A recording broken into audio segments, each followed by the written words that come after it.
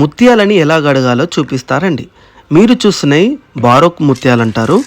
Shampoo, మనకి ముత్యాల shampoo పోసి మంచిగా ముత్యాలకు పట్టుకునే విధంగా ఒక 1 అవర్ పాటు మంచిగా మసాజ్ చేయాలండి.